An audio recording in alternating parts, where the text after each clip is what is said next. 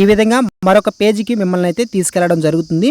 అక్కడ మీ యొక్క registration number, తర్వాత మీకు ఇక్కడ ఆంధ్రప్రదేశ్ అయితే మీరు ఏ స్టేట్ పెడతారో ఆ స్టేట్ అయితే కనిపిస్తుంది. తర్వాత మీ యొక్క మొబైల్ నెంబరు అప్లై చేసేటప్పుడు మీరు ఏదైతే మొబైల్ నెంబర్ ఇచ్చారో, ఏదైతే మీ యొక్క మొబైల్కి ఓటీపీ వచ్చి ఉంటుంది కదా, సో మీరు అప్లై చేసినప్పుడు మీ మొబైల్కి ఒక ఓటీపీ అనేది వస్తుంది. మీరు ఏదైతే నెంబర్ ఇస్తారో ఆ నెంబర్కి ఒక ఓటీపీ వస్తుంది. అదే నెంబర్కి సంబంధించి ఇప్పుడు మరలా ఇంకొక ఓటీపీ అనేది రావడం జరుగుతుందన్నమాట. మీరు ఆ రిజిస్ట్రేషన్ నెంబర్ ఎంటర్ చేసి సబ్మిట్ కొట్టగానే ఓటీపీ అనేది వస్తుంది. సో ఆ ఓటీపీని మీరు ఇక్కడైతే ఎంటర్ అయితే చేయాల్సి ఉంటుంది. తర్వాత కింద క్యాప్చా కోడ్ ఒకటైతే వస్తుందన్నమాట, 3ZYTG ఈ విధంగా.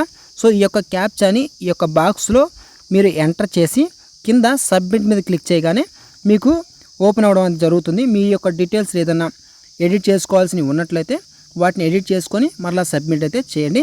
ఈ విధంగా మీరైతే అప్లికేషన్ని ఎడిట్ అయితే చేసుకోండి. ఇది ఫ్రెండ్స్, ఈ వీడియో మీకు యూస్ఫుల్ అనిపించినట్లయితే వీడియోని లైక్ చేయండి. ఇటువంటి జాబ్ అప్డేట్స్ కోసం మన ఛానల్ని సబ్స్క్రైబ్ చేసుకోండి.